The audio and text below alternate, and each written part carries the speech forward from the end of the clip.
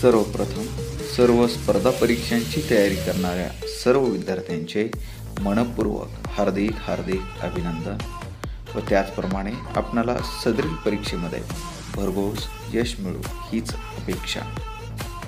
सदरील video हा तयारी माध्यमिक शिष्यवृत्ती परीक्षेची, त्याचप्रमाणे NMMS परीक्षा, इयत्ता 8वी व तसेच इतर सर्व स्पर्धा परीक्षांची तयारी करणाऱ्या सर्व विद्यार्थ्यांसाठी उपयुक्त आहे। अशाच प्रकारचे नवनवीन शैक्षणिक व्हिडिओ पाहण्यासाठी आणखीनही जर तुम्ही माझ्या चॅनलला सबस्क्राईब केलेलं नसेल तर या व्हिडिओच्या खाली दिलेल्या लाल सबस्क्राईब या बटनावरती क्लिक करा। नमस्कार विद्यार्थी मित्रांनो, आजच्या भागामध्ये आज आपण या ठिकाणी तयारी पूर्व माध्यमिक शिष्यवृत्ती परीक्षेची इयत्ता 8वी विषय गणित यामधील चॅप्टर नंबर 3 याच्यातील स्वाध्याय 3.3 आज आपण या ठिकाणी पाहणार आहोत।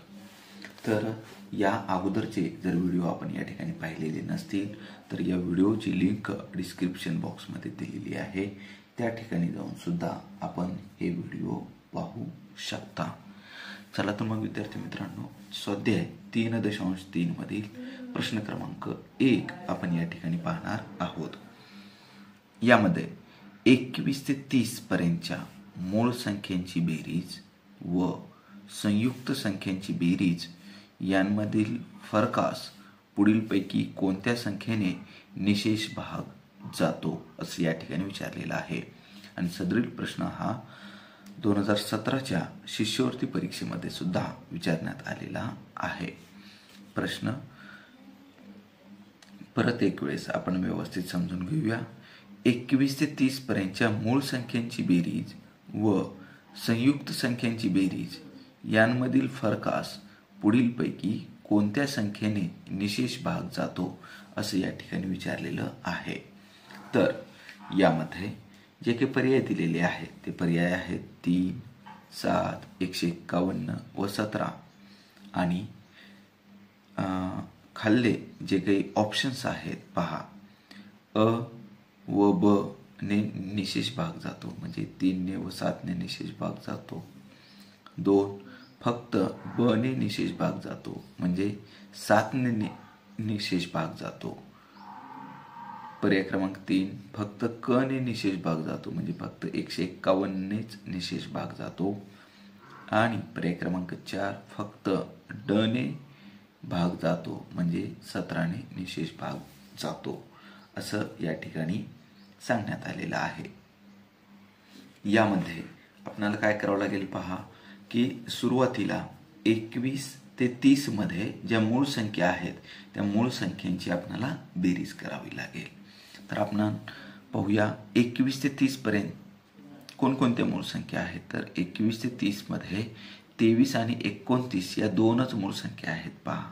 ओके, तर या दोन मूळ संख्यांची जर आपण बेरीज केली 23 आणि 29, 9 3 12 हाच 1, 1 2 3, 3 व 2 5 म्हणजे 21 ते 30 पर्यंतच्या ज्या दोन मूळ संख्या आहेत 23 आणि 29 या दोन मूळ संख्यांची बेरीज ही 52 आलेली आहे। किती आलेली आहे? 52।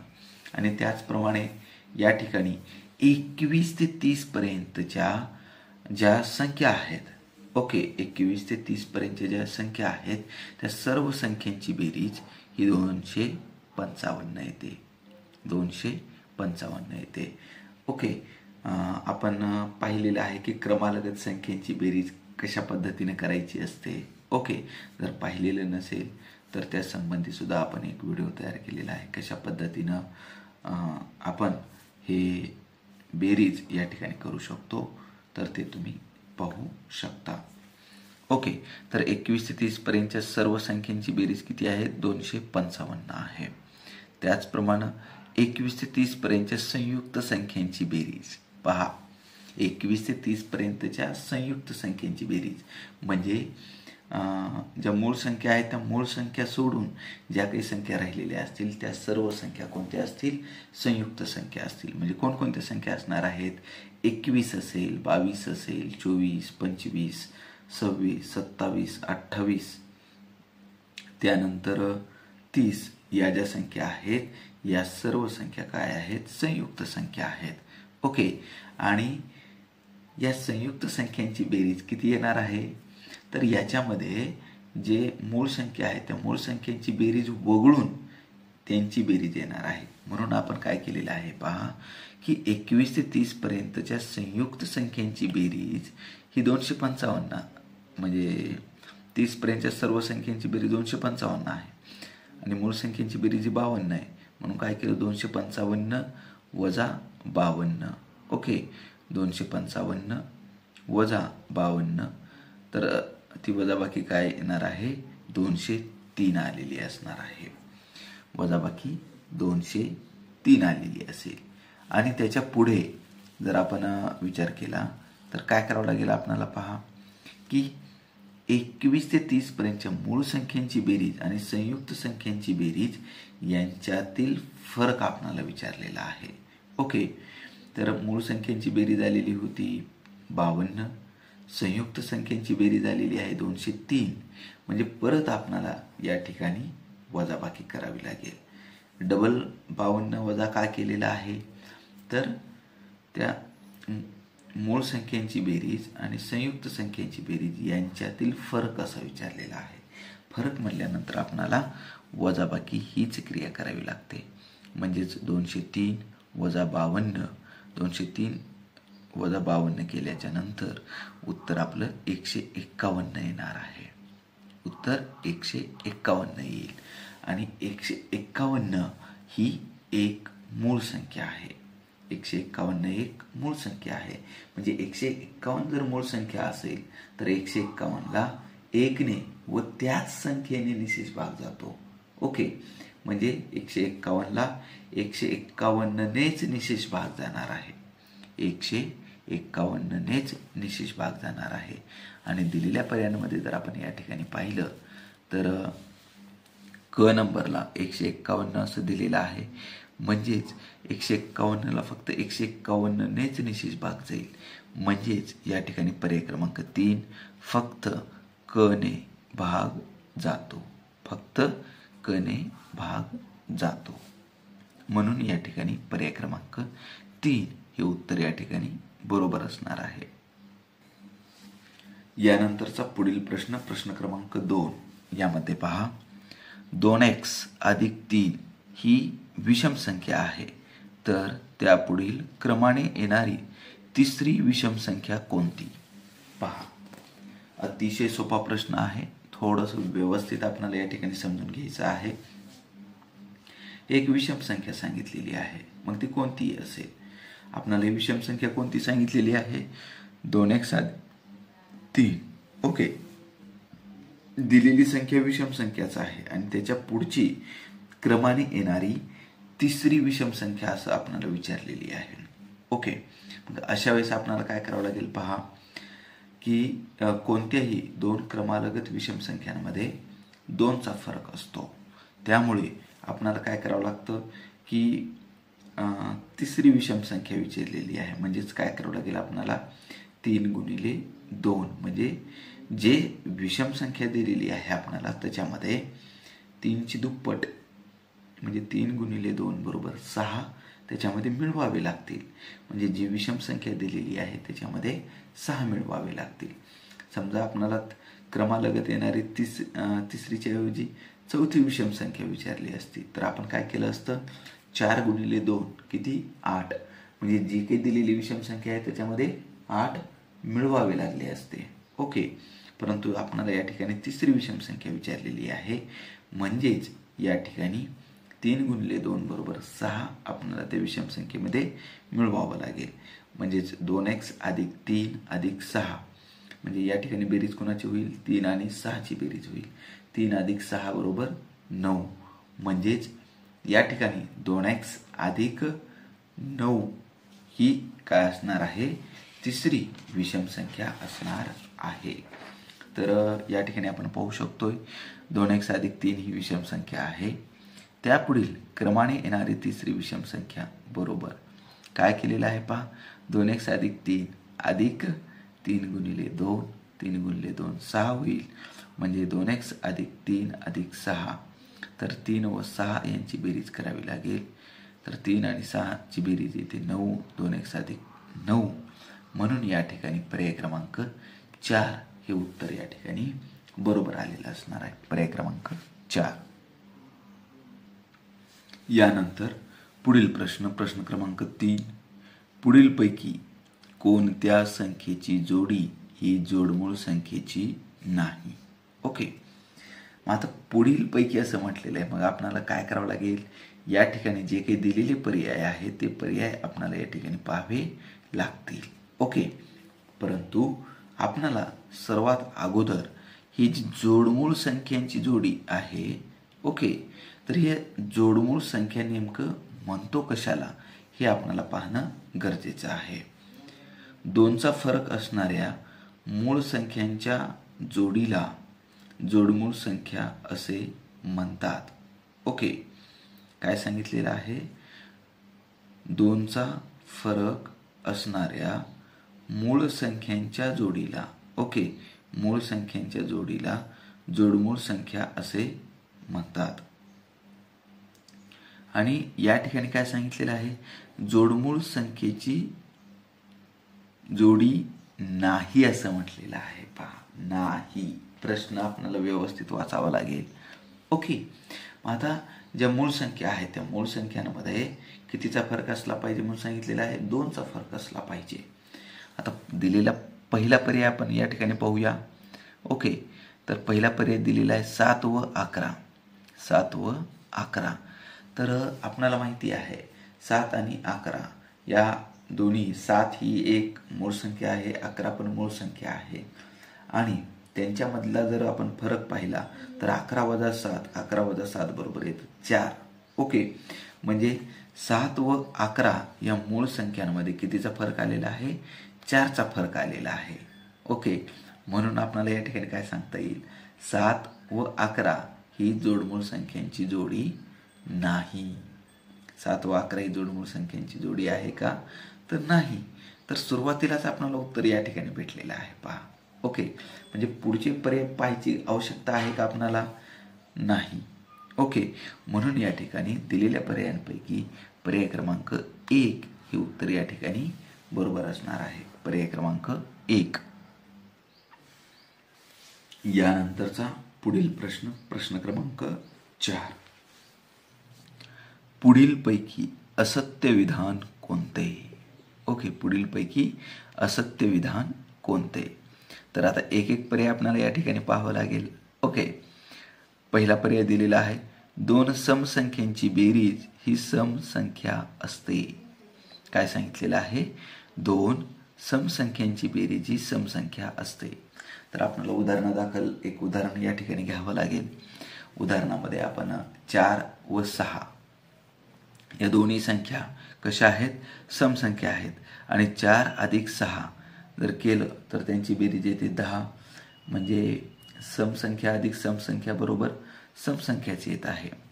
ओके, एकच उदाहरण घ्यायचं नाही, आणखीन एखादं उदाहरण घेऊन पाहिजे की त्याच्यामध्ये खरंच येतं का ते आपल्याला कन्फर्म होईल. दुसरी एक समसंख्या घेऊया आपण 10 व 12. ओके, दोन्ही या समसंख्या आहेत. 10 अधिक 12 बरोबर 22. म्हणजे तेही समसंख्या येते. म्हणजे पहिलं विधान जे आहे ते कसं आहे? सत्य विधान आहे. आपल्याला कोणतं शोधायचं आहे? असत्य विधान या ठिकाणी शोधायचं आहे. त्यानंतरचा पर्याय क्रमांक 2 पाहूया आपण. 2 विषम संख्यांची बेरीज समसंख्या असते. ओके, 2 विषम संख्यांची बेरीज समसंख्या असते. याच्यामध्ये जर पाहिलं विषम संख्या घेऊया आपण 3 आणि 5. ओके, या दोन्हीही विषम संख्या आहेत. 3 व 5 ची जर आपण बेरीज केली 3 अधिक 5 बरोबर 8 येतं. 3 अधिक 5 बरोबर 8 येतं. तर ते समसंख्याचे ते म्हणजे दुसरा हा सुद्धा पर्याय कसा आहे? सत्य आहे. त्यानंतर पर्याय क्रमांक 3 पाहावा लागेल आपल्याला. 2 संयुक्त संख्यांची बेरीज सम किंवा विषम असते. 2 संयुक्त संख्यांची बेरीज. ओके, आता संयुक्त संख्या असं सांगितलेलं आहे. समजा आपण संयुक्त संख्या 4 व 6 या जर घेतल्या तर 4 आणि 6 ची बेरीज किती आलेली आहे? 10. म्हणजे ही बेरीज कशी आली, समसंख्या आली. ओके. आणि समजा आपण दुसरी बेरीज घेतली, संयुक्त संख्या 9 व 10 या संयुक्त संख्या घेतल्या. ओके. 9 आणि 10ची बेरीज किती येते, 9 अधिक 10 बरोबर 19, म्हणजे ती विषम संख्या येते. म्हणजे दोन संयुक्त संख्यांची बेरीज ही सम किंवा विषम संख्या असते. हेही विधान कसं आहे, सत्य विधान आहे. जर पहिले तीनही जर विधान सत्य असतील तर चौथं विधान हे निश्चितपणे असत्य असणार आहे. तरी पण आपल्याला या ठिकाणी कन्फर्म करायचं आहे. तर चौथ्या पर्यायामध्ये काय सांगितलेलं आहे, दोन मूळ संख्यांची बेरीज मूळ संख्याच असते. दोन मूळ संख्यांची बेरीज ही मूळ संख्याच असते. समजा आपण दोन मूळ संख्या या ठिकाणी घेतल्या, 3 एक मूळ संख्या आहे, 5 पण एक मूळ संख्या आहे. 3 अधिक 5 बरोबर 8. ओके. 3 अधिक 5 बरोबर 8. परंतु 8 ही मूळ संख्या आहे का, तर 8 ही संयुक्त संख्या आहे. म्हणून या ठिकाणी पर्याय क्रमांक 4 हे उत्तर आपल्या या ठिकाणी बरोबर असणार आहे. कारण दोन मूळ संख्यांची बेरीज ही मूळ संख्याच असते हे बरोबर नाही. म्हणून या ठिकाणी पर्याय क्रमांक 4 हे उत्तर बरोबर असणार आहे. यानंतरचा पुढील प्रश्न क्रमांक 5. काय सांगितलेलं आहे पहा, 2769 नंतर येणारी 5वी समसंख्या व 2769च्या आधीची 7वी विषम संख्या यांच्या दशकस्थानी असणाऱ्या अंकांतील फरक किती असे या ठिकाणी विचारलेलं आहे. ओके. तर या ठिकाणी सुरुवातीला काय करावं लागेल आपल्याला, 2769 येणारी 5वी समसंख्या. ओके. ज्या काही दिलेल्या संख्या आहेत त्या संख्या आपल्याला सुरुवातीला या ठिकाणी पाहावी लागतील. 2769 ही संख्या कशी आहे, विषम संख्या आहे. विचारले काय, समसंख्या. ओके. तर हे सुद्धा आपण पाहिलेलं एक उत्तर कशा पद्धतीने शोधायचं असतं ते. ओके. दिलेली विषम संख्या आहे आणि विचारलेलं आहे समसंख्या नंतरची. तर काय करावं लागेल, 2769 अधिक 1 केल्यानंतर काय येणार आहे, पहिली समसंख्या येणार आहे आपल्याला. म्हणजे 2770 ही पहिली समसंख्या असेल. आणि त्यानंतरची आता राहिली कितवी, चौथी समसंख्या राहिली. म्हणजे काय करावं लागेल आपल्याला, 4 गुणिले 2 किती होईल, 8. म्हणजे या संख्येमध्ये 8 मिळवावं लागेल. म्हणजे कोणत्या संख्येमध्ये, 2770 मध्ये 8 मिळवावं लागेल. म्हणजे 2778 ही 2769 येणारी 5वी समसंख्या असेल. कोणती, 2778. ओके. आणि या ठिकाणी काय विचारलेलं आहे, 2769च्या आधीची 7वी विषम संख्या. ओके. आता अगोदरची विचारलेलं आहे, दिलेली पण आहे विषम संख्या आणि विचारलेलं पण काय आहे, त्याच्या अगोदरची 7वी विषम संख्या. म्हणजे काय करावं लागेल आपल्याला, 7 गुणिले 2 14. तर 14 त्याच्यातून काय करावं लागेल आपल्याला, वजा करावे लागतील. 14 काय करावे लागतील, वजा करावे लागतील.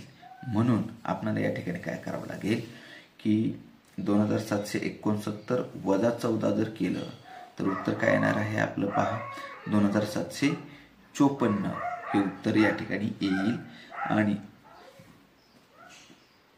2778 मध्ये दशकस्थानी येणारा अंक कोणता आहे, 7 हा अंक आहे. आणि 2754 मध्ये दशकस्थानी येणारा अंक कोणता आहे, 5 आहे. म्हणजे 7 वजा 5 जर केलं तर उत्तर काय येणार आहे आपलं, 2. म्हणजेच या ठिकाणी उत्तर आपलं पर्याय क्रमांक 3 हे उत्तर या ठिकाणी असणार आहे. आता हे उत्तर आपण कशा पद्धतीने शोधलं ते थोडंसं सविस्तरपणे आपण या ठिकाणी जाणून घेण्याचा प्रयत्न करणार आहोत. तर काय करावं लागेल, तर पहिल्या सुरू 2769 कोणती संख्या म्हणलं, विषम संख्या. आणि विचारले काय, यानंतर येणारी 5वी समसंख्या. ओके. म्हणून काय केलं, सुरुवातीला पहिली समसंख्या काढली आणि नंतर 4 गुणिले 2 म्हणजे राहिल्या 4 संख्या. म्हणून 4 गुणिले 2 केलं 8. आणि या ठिकाणी 2770 अधिक 8 बरोबर 2778 आलेलं आहे. ओके. त्यानंतर आपणाला दिलेली आहे विषम संख्या आणि त्याच्या अगोदरची विषम संख्या विचारलेला आहे. मग अशा वेळेस काय करावं लागेल आपल्याला, 7वी विषम संख्या आधीची म्हटलेली आहे, म्हणजे 7 गुणिले 2 केलं, 7 गुणिले 2 14. आता हे 2 काय केलं तर आपल्याला माहिती आहे की 2 क्रमालगत विषम संख्या असतील किंवा समसंख्या असतील त्यांच्यामध्ये 2चा फरक असतो, म्हणून 7 गुणिले 2 14 आणि वजाबाकी आली 2755. ओके. मग या 2769 येणारी 5वी जी समसंख्या आहे 2778, याच्यातील दशक स्थानचा अंक कोणता आहे, 7 आहे. आणि 2769च्या आधीची जी 7वी विषम संख्या आहे 2755, याच्यातील दशक स्थानचा अंक कोणता आहे तर तो अंक आहे 5. ओके. आणि यांच्यातील जर फरक पाहिला आपण या दशक स्थानाच्या अंकांमधील, म्हणजे 7 वजा 5 किती 2 असेल. आणि दिलेल्या पर्यायांमध्ये जर आपण या ठिकाणी पाहिलं, पर्याय क्रमांक 3 यामध्ये हे आपलं उत्तर असणार आहे. पर्याय क्रमांक 3 हे उत्तर असेल. यानंतरचा पुढील प्रश्न, प्रश्न क्रमांक 6 यामध्ये पहा, लहानात लहान सममूळ संख्या व लहानात लहान विषममूळ संख्या यांच्या बेरजेचा वर्ग किती असं या ठिकाणी विचारलेलं आहे. अशा प्रश्नामध्ये काय करावं लागेल, सुरुवातीला आपल्याला की उत्तर आपणाला शोधावं लागेल आणि मग दिलेल्या पर्यायांमध्ये उत्तर शोधावं लागेल. तर काय करावं लागेल, सर्वात लहानात लहान सममूळ संख्या कोणती आहे पहा, लहानात लहान सममूळ संख्या ही 2 आहे आणि लहानात लहान विषममूळ संख्या ही 3 आहे. तर 2 आणि 3ची बेरीज करावी लागेल सुरुवातीला सांगितलेल्या पद्धतीनं. ओके. तर यांची जर बेरीज केली 2 व 3ची बेरीज, तर 2 आणि 3ची बेरीज येते 5. ओके. आणि आता काय सांगितलेलं आहे, ही जी बेरीज आलेली आहे या बेरजेचा वर्ग आपणाला विचारलेला आहे. तर 5 या संख्येचा वर्ग आपणाला माहिती आहे, 5 गुणिले 5, 5चा वर्ग किती येतो 25. ओके. आणि दिलेल्या पर्यायांमध्ये जर पाहिलं तर 25 हे पर्याय क्रमांक 2 या ठिकाणी आपल्याला दिसत आहे. पर्याय क्रमांक 2 म्हणजेच उत्तर या ठिकाणी आपलं उत्तर हे पर्याय क्रमांक 2 असणार आहे. यानंतरचा पुढील प्रश्न, प्रश्न क्रमांक 7 यामध्ये 4567 नंतर येणारी 6वी समसंख्या व 10वी विषम संख्या यांच्यातील फरकाचा वर्ग किती असं या ठिकाणी विचारलेलं आहे. तर अशा वेळेस आपल्याला या ठिकाणी काय करावं लागेल पहा, की काय सांगितलेलं आहे, 4567 नंतर येणारी 6वी समसंख्या दिलेली आहे विषम संख्या आणि याच्यानंतर येणारी 6वी समसंख्या असं विचारलेलं आहे. म्हणजे काय करावं लागेल, 4567 अधिक 1 काय होईल 4568 येईल, म्हणजे पहिली समसंख्या येईल. आणि त्यानंतर राहिले किती आता 5 समसंख्या, म्हणजे 5 गुणिले 2 करावं लागेल. 5 गुणिले 2 किती होईल 10 होईल. म्हणजे 4567 अधिक 10 जर केलं तर 4500 किती येणार आहे 78 येणार आहे. ओके. म्हणजे यानंतरची म्हणजे 4567 नंतरची येणारी 6वी समसंख्या आपल्याला मिळेल कोणती 4578. ओके. आणि त्यानंतर काय सांगितलेलं आहे, व 10वी विषम संख्या यांच्यातील फरकाचा वर्ग किती. ओके. आता दिलेली पण आहे विषम संख्या 4567 आणि विचारलेलं पण आहे विषम संख्याच 10वी. ओके. तर याच्यानंतर येणारी 10वी विषम संख्या कोणती असेल पहा, की 10वी म्हटल्यानंतर काय करावं लागेल, 10 गुणिले 2 20 त्याच्यामध्ये आपल्याला मिळवावे लागतील. म्हणजे 4567 अधिक 20 जर केलं आपण तर 4587 ही संख्या येईल. 4587 आणि यांच्यातील जो काही फरक असेल म्हणजे कोणत्या संख्येतील 4587 आणि 4578 यांच्यातील फरक आपल्याला या ठिकाणी पाहावा लागेल आणि यांच्यातील फरक येतो 9 आणि 9 या संख्येचा जर आपण वर्ग केला तर 9चा वर्ग 81 येणार आहे. तर तेच आपण कशा पद्धतीने सोडवलेलं आहे पहा. या ठिकाणी आपण पाहू शकतो की 4567 नंतर येणारी 6वी समसंख्या. तर काय केलं, 4567 अधिक 1 अधिक 5 गुणिले 2 केलं. तर ती बेरीज आली 4567 अधिक 1 4568. त्याच्यामध्ये 10 मिळवले 4578 ही संख्या आली. आणि 4567 नंतर येणारी 10वी विषम संख्या, दिलेली पण आहे विषम संख्या आणि विचारलेली पण आहे विषम संख्या, म्हणून काय केलं 2 गुणिले 10 20 केलं. तर हे 20 या संख्येमध्ये मिळवलं तर 4587 हे उत्तर आलं. आणि यांच्यातील फरक असा विचारलेला आहे, म्हणजे मोठ्या संख्येतून छोटी संख्या आपल्याला वजा करावी लागेल. ज्या ज्या वेळेस आपल्याला फरक विचारलेला असतो त्यावेळेस आपल्याला वजाबाकी हीच क्रिया या ठिकाणी करावी लागते. म्हणजे 87 वजा 78 जर केलं तर काय येतं, उत्तर 9 येतं. आणि त्या संख्येचा वर्ग आपल्याला या ठिकाणी विचारलेला आहे, म्हणजे 9चा वर्ग जर केला तर उत्तर 81 येतं.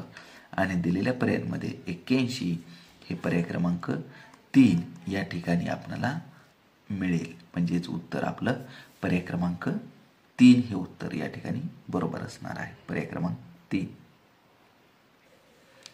यानंतरचा पुढील प्रश्न, प्रश्न क्रमांक 8. यामध्ये 555 नंतर येणाऱ्या 11व्या समसंख्येचे वर्गमूळ किती असे या ठिकाणी विचारलेलं आहे. ओके, तर 555 नंतर येणारी 11वी समसंख्या. ओके, तर आता या ठिकाणी उत्तर आपण वेगवेगळ्या पद्धतीने पण शोधू शकतो पहा. ओके, तर आपण काय दिलेलं आहे स्पष्टीकरणामध्ये, 555 नंतर येणारी 11वी समसंख्या. सुरुवातीला पहिली समसंख्या काढली, 555 अधिक 1 556 येईल. आता राहिल्या पुढच्या 10 समसंख्या, म्हणजे 2 गुणिले 10 केलं 20 आलं, म्हणजे 556 अधिक 20 केलं 576 येईल. ओके, एकतर अशा पद्धतीने आपण करू शकतो किंवा अन्य पद्धत कोणती आहे पहा. सरळ सरळ काय करणं आहे, 555 नंतर येणारी 11वी समसंख्या म्हणजेच 11 गुणिले 2 22 करा, म्हणजे काय येईल 577 येईल. आणि नंतर वजा 1 करा 576 येईल. ओके, म्हणजे कोणत्याही पद्धतीनं, म्हणजे विषम संख्या दिलेली असेल आणि समसंख्या विचारलेली असेल तर अशा वेळेस आपण अशाही पद्धतीनं उत्तर आपलं शोधू शकतो. आणि 576 या संख्येचं वर्गमूळ आपणाला तोंडपाठ असणं गरजेचं आहे. 30 पर्यंतच्या संख्येचे वर्ग आणि त्यांचे वर्गमूळ आणि 1 ते 30 पर्यंतच्या संख्येचे घन आणि त्यांचे घनमूळ आपणाला तोंडपाठ असणं गरजेचं आहे. तर 576 या संख्येचं जे वर्गमूळ आहे हे 24 आहे. आणि दिलेल्या पर्यायांमध्ये जर आपण पाहिलं तर पर्याय क्रमांक 3 हे उत्तर आपलं या ठिकाणी बरोबर असणार आहे. पर्याय क्रमांक 3. तर पहा विद्यार्थी मित्रांनो, अशा पद्धतीचे जे काही प्रश्न आहेत हे प्रश्न निश्चितपणे आपणाला आवडत असतील, समजत असतील. जर आपणाला प्रश्न समजत असतील तर नक्की या व्हिडिओला आपण लाईक करा. त्याच पद्धतीने आणखीन जर आपल्या काही शंका असतील तर ते सुद्धा तुम्ही मला कमेंट करून या ठिकाणी विचारू शकता. यानंतरचा पुढील प्रश्न, प्रश्न क्रमांक 9. यामध्ये पहा, 2763 नंतर येणारी पुढील 17वी समसंख्या कोणती असं या ठिकाणी विचारलेलं आहे. तर व्हिडिओ थोडासा पॉज करायचं आहे, आपण याचं उत्तर शोधायचे. सुरुवातीला अनेक प्रश्न, अशा पद्धतीचे प्रश्न आपण या ठिकाणी पाहिलेले आहेत. ओके, थोडंसं पॉज केलेला असेल. Okay, very good. आता आपणाला परत व्हिडिओ हा स्टार्ट करायचा आहे. ओके, आपलं उत्तर आपल्या समोर आलेलं असणार आहे. ओके, उत्तर आल्याच्या नंतर आता आपल्याला पाहायचं की आपण सोडवलेलं उत्तर हे बरोबर आहे का. ओके, आता आपण काय केलेलं आहे पहा, दिलेली संख्या आहे विषम संख्या, विचारलेलं आहे त्याच्या पुढील 17वी समसंख्या. ओके, दोन पद्धतीनं आता हे जे स्पष्टीकरण मध्ये दिलेलं आहे, आता मी थोडंसं वेगळं घेणार आहे. ओके, काय करणार आहे, 2763 नंतर येणारी पुढील 17वी समसंख्या विचारलेला आहे. म्हणजे मी काय करेल, 17 गुणिले 2 करेल, 17 2 34 होईल. 2764 मध्ये जर 34 मिळवले तर आपलं उत्तर या ठिकाणी काय येणार आहे, 2797 येणार आहे. ओके, 2797 वजा 1 करणार आहे 2796 हे उत्तर आपलं या ठिकाणी आलेलं असणार आहे. आणि दिलेल्या पर्यायांमध्ये जर आपण पाहिलं तर 2796 पर्याय क्रमांक 3 हे आपलं उत्तर या ठिकाणी बरोबर आलेलं असणार आहे. पर्याय क्रमांक 3. ओके, ज्या ज्या विद्यार्थ्यांचं उत्तर हे बरोबर आलेलं आहे त्यांचं मनापासून हार्दिक हार्दिक अभिनंदन. ओके, ज्यांची मिस्टेक झालेली आहे त्यांनी थोडासा प्रयत्न करायचा आहे, नेमकी आपली मिस्टेक या ठिकाणी कुठे झालेली आहे ती दुरुस्त करायचं आहे. आणि अशा प्रकारचे जे काही पुढचे प्रश्न असणार आहेत त्या प्रश्नांचा आपण नंतर सराव करायचा आहे. यानंतर स्वाध्याय 3.3 मधील हा शेवटचा प्रश्न. 37,560 या संख्येस पुढीलपैकी कोणकोणत्या संख्येने निशेष भाग जात नाही. ओके, काय सांगितलेलं आहे, यांच्यापैकी पुढीलपैकी कोणकोणत्या संख्येने निशेष भाग जात नाही. ओके, अशा वेळेस आपल्याला काय माहिती असणं गरजेचं आहे, ज्या विभाज्यतेच्या कसोट्या आहेत. ओके, तर त्या विभाज्यतेच्या कसोट्या आपल्याला माहिती असणं गरजेचं आहे, जेणेकरून कोणत्या संख्येला कोणत्या संख्येने निशेष भाग जातो हे आपल्याला या ठिकाणी समजेल. ओके, तर पहिला पर्याय दिलेला आहे, म्हणजे दिलेली संख्या कोणती आहे आपल्याला पहा, 37,560. ओके, आणि पहिला पर्याय दिलेला आहे 2 व 3. ओके, तर 2ची विभाज्यतेची कसोटी काय सांगते की ज्या संख्येच्या एकक स्थानी 0, 2, 4, 6 किंवा 8 यापैकी एखादा अंक असेल अशा संख्येस कितीने निशेष भाग जातो, 2ने निशेष भाग जातो. आता राहिला प्रश्न कोणाचा, 3चा. ओके, तर 3ची विभाज्यतेची कसोटी काय सांगते, जे काही दिलेली संख्या आहे या दिलेल्या संख्येतील सर्व अंकांच्या बेरजेला जर 3ने निशेष भाग जात असेल तर या संख्येला सुद्धा 3ने निशेष भाग जातो. आता या संख्येतील प्रत्येक अंकांची बेरीज करावी लागेल आपल्याला. तर 3 + 7 10, 10 + 5 15, 15 आणि 6 21, 21 + 0 बरोबर 0 असं आपण उत्तर शोधलेलं असेल. ओके, तर 21 + 0 0 येत नाही, तर 21 + 0 बरोबर 21च येणार आहे. आणि 21 या संख्येला 3ने निशेष भाग जातो, 21ला 3ने निशेष भाग जातो, म्हणजेच या ठिकाणी 37,560 या संख्येला सुद्धा 3ने निशेष भाग जातो. ओके, त्यानंतर आपल्याला पुढे विचारलेलं आहे 3 व 5. 3 व 5ने निशेष भाग जातो का, तर 3ने तर निशेष भाग जातो. ओके, हे आत्ताच आपण पाहिलेलं आहे. परत 5ने पण निशेष भाग जातो का, ओके, तर 5ची विभाज्यतेची कसोटी काय सांगते की ज्या संख्येच्या एकक स्थानी 0 किंवा 5 असेल, 0 किंवा 5 असेल, इथं किती आहे, 0 आहे, म्हणजे या संख्येला सुद्धा 3ने व 5ने निशेष भाग जातो. त्यानंतर पर्याय क्रमांक 3 काय सांगतोय, फक्त 5. 5 तर जातो, आत्ताच आपण पाहिलेलं आहे. पहिले 3ही पर्याय कसे आहेत, बरोबर आहेत, म्हणजे उत्तर काय असेल, पर्याय क्रमांक 4 असणार आहे. ओके, काहीही न करता जर पहिले 3 पर्याय जर उत्तर नसेल तर निश्चितपणे पर्याय क्रमांक 4 हे उत्तर आपलं या ठिकाणी असणार आहे. ओके, तर या ठिकाणी आपण सोडून पण पाहिलेलं आहे. पहा कशा पद्धतीनं याचं उत्तर येतं ते. खरंच म्हणजे पर्याय क्रमांक 4चे हे उत्तर येतं का ते पाहावं लागेल. 37,560ला 7ने निशेष भाग जातो का, आपण या ठिकाणी भागाकार केलेला आहे. 7 × 5 = 35, 37 मधून 35 गेले, 2 राहिले, वरचे 5 खाली आले, 25 झालं. मग काय होईल, 7 × 3 = 21, 3चा भाग बसला, म्हणजे 25 मधून 21 गेले, 4 शिल्लक राहिले. त्यानंतर वरचे 6 खाली आले, 46 झालं. तर 7 × 42, 4 शिल्लक राहिले, वरचा 0 खाली घेतला, 40 झालं. 7 × 5 = 35, 40 मधून 35 गेले, 5 शिल्लक राहिले, म्हणजे बाकी किती आली आपली, 5 आलेली आहे. म्हणजे या संख्येला, म्हणजे कोणत्या संख्येला, 37,560 या संख्येला 7ने निशेष भाग जात नाही. म्हणून या ठिकाणी आपलं उत्तर हे पर्याय क्रमांक 4 हे उत्तर या ठिकाणी बरोबर आलेलं असणार आहे. नक्कीच सदरील व्हिडिओ हा आपल्याला आवडलेला असणार आहे. व्हिडिओ आवडलेला असेल तर नक्की या व्हिडिओला लाईक करा, आपल्या मित्रांपर्यंत शेअर करा. त्याचप्रमाणे अशाच प्रकारचे नवनवीन शैक्षणिक व्हिडिओ पाहण्यासाठी आणखीनही जर तुम्ही माझ्या चॅनलला सबस्क्राईब केलेलं नसेल तर या व्हिडिओच्या खाली दिलेल्या लाल सबस्क्राईब या बटनावरती क्लिक करा व व्हिडिओचे नोटिफिकेशन मिळवण्यासाठी बेल आयकॉनवर क्लिक करा. थँक्यू.